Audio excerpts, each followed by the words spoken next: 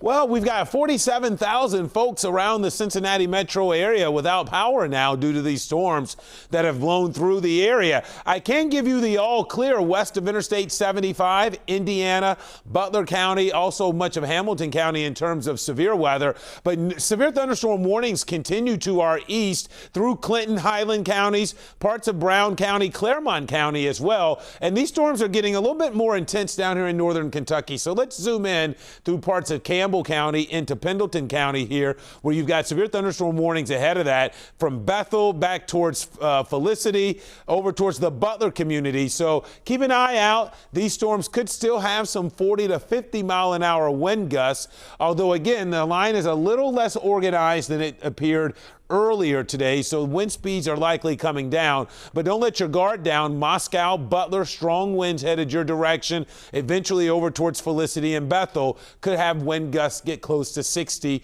miles per hour. These storms did produce a 62 mile an hour wind gust officially at CVG. So let's go north, Allison, take you up from Amelia to Batavia, strong winds. But again, these storms are not looking nearly as organized, so I would be surprised if we're any longer seeing severe wind gusts out of this.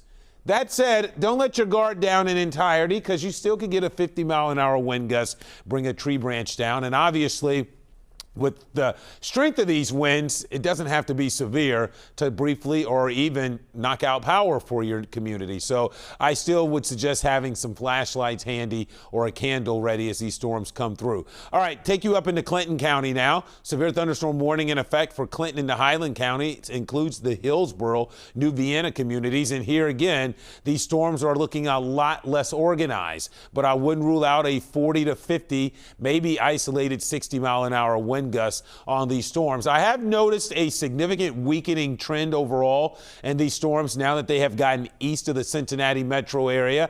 And that's not surprisingly, as we start to get deeper here into the evening, we're losing a little bit of the energy. But don't let your guard down entirely if you're still east. Allison, give me the big picture here before we get ready to send it back to programming. These storms will have cleared the area by about 9 o'clock, or at least a lot of the region, so that by the time we get to between 9 and 10, I think it primarily will be from Georgetown to Peebles, West Union, Maysville, where you'll have that severe threat. So again, west of 75, you are now in the clear.